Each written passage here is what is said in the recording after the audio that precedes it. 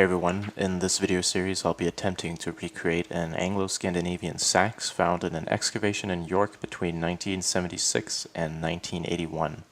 This excavation is detailed in a book called Anglo-Scandinavian Ironwork from Coppergate, York by Patrick Ottaway, and I'll leave a link in the description for it if anyone is interested in it, as there's a lot of great information in there.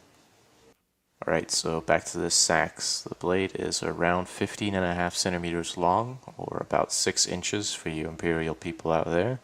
And then the spine of the knife is right around 9 millimeters thick, which is about 3/8 of an inch. There are 3 notches filed in the back of this knife, and a pair of fullers run along the spine on both sides of the knife, as well as a line of copper inlay right below them. The iron that I'll be using for this knife is wrought iron from England, and while it's not the exact same iron as they would have used back then, it's probably not too far off either, as wrought iron does contain a fair bit of impurities, which they most likely would have had in their iron too. Now, this knife was originally made only from iron, but since I intended on selling this piece, I decided to add a little bit of high carbon steel for the edge, so it's a bit more of a usable knife by today's standards, as if I were to make it entirely out of wrought iron, it would dull very, very quickly.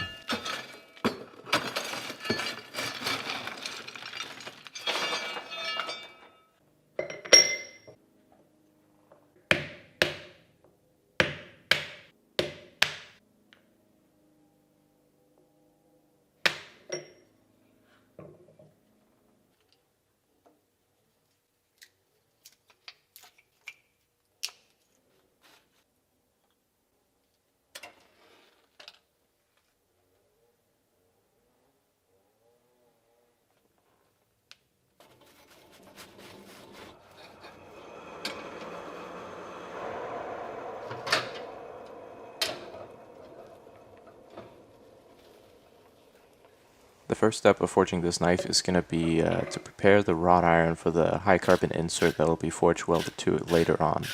So I'm just going to start by squaring this piece up and getting things to a little bit more of a manageable size.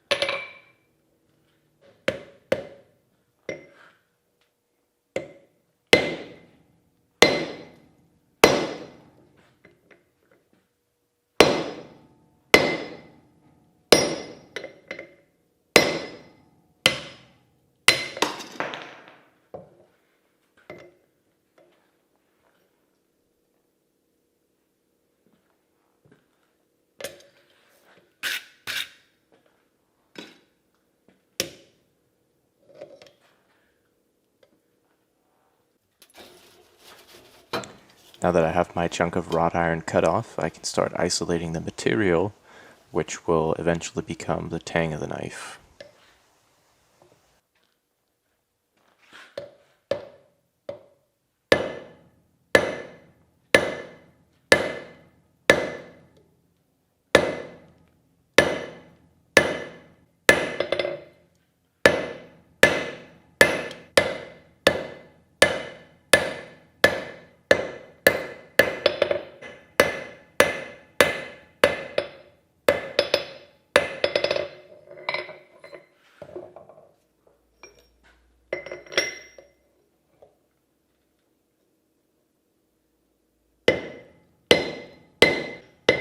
And here I'm just tidying up the billet to make sure it's nice and flat before I start splitting it.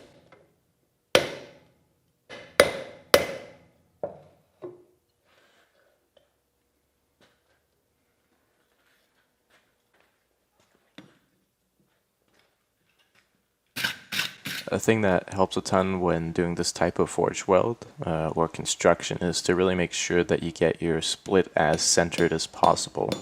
So on this first heat here, I'll just really take my time and chisel in a nice straight line.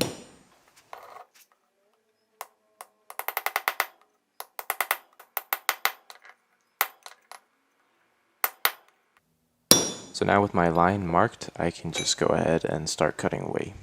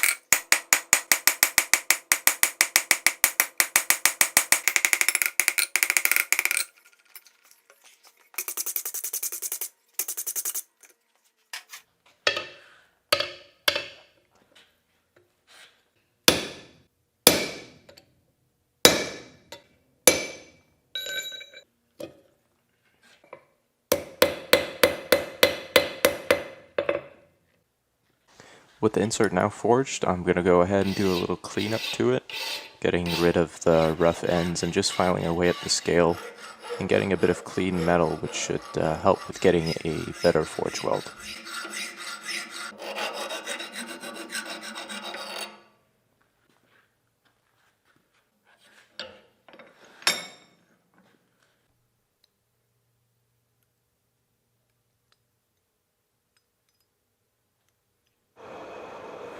So now I take my wrought iron and I start by giving it a good cleaning with the metal brush, and then to clean up that split I'll take the very same chisel that I used to cut it with and I'll just scrape away at the inside, trying to get whatever scale might have formed in there out, and also stuff from the forge, as it is a coal forge that I'm using.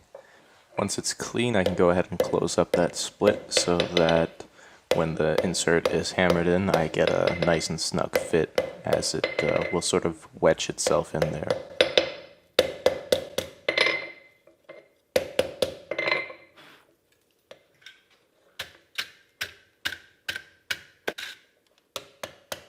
I then apply some flex to help reduce the amount of oxides that form as I heat it up, and then I just insert my carbon steel. Now, I don't want to hit too hard on this thing because otherwise the insert might come flying right out of there. I've had that happen a couple of times before when I hit it too hard, so just small light taps will get it in there just fine, albeit a bit slower. Now with the bit in there, I can sprinkle on some more borax and then get it up to forge welding temperatures.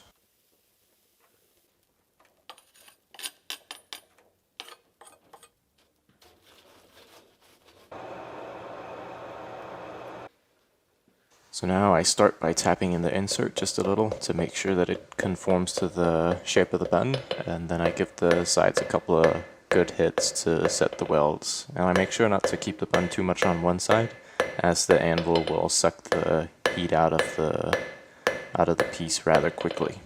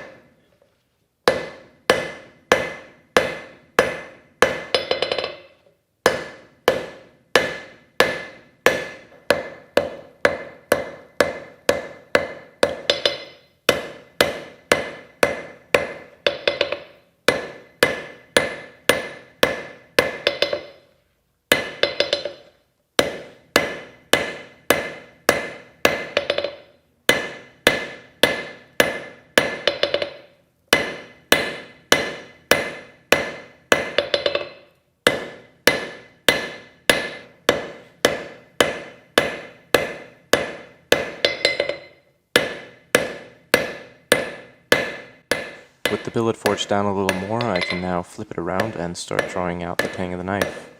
And when I forge knives this way, I like keeping everything proportional, so I'm not going to forge the tang out to its final length and thickness until the rest of the blade is also a bit closer to its final shape as well. And you can see that the wrought iron has now crept up the sides of that high carbon insert. And so that's the reason for leaving the insert sticking out a couple of millimeters in the start, as eventually the wrought iron catches up to it, as it's quite a bit softer than the high carbon steel. Now, before I start forging the blade to shape, I'm going to go back over to the swage block and cut the tip of the billet off to help form the point of the knife.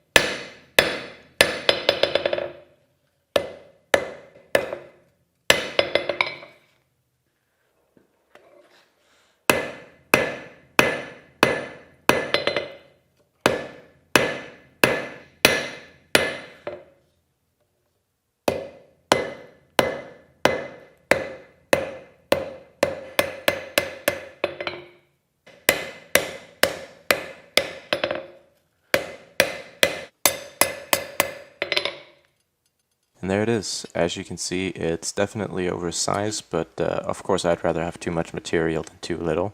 So I'll have to do some hand filing to get it shaped a bit closer to its final profile. And speaking of the profile of this knife, I decided to make it a little wider along the edge, as I don't think it's unreasonable to assume that some of the width of this knife might have rusted away after being in the ground for around 1,000 years, essentially. So it'll end up slightly wider, but hopefully closer to its original size. One thing I didn't get quite right with this blade is the thickness of it. As I mentioned in the beginning of this video, the original is about 9 millimeters thick at the spine, and unfortunately I forged this one a little too thin, so I ended up with 7 millimeters instead. It sucks a little, but I can always give this knife another shot and try and get it a little thicker the next time around. So for now, I think this will do just fine. In the next part of this build, I'm going to be finishing up the blade, so that'll cover hand filing and heat treating it, as well as inlaying the copper and engraving the fuller. So stick around for the next part of this project, and thank you guys for watching this one.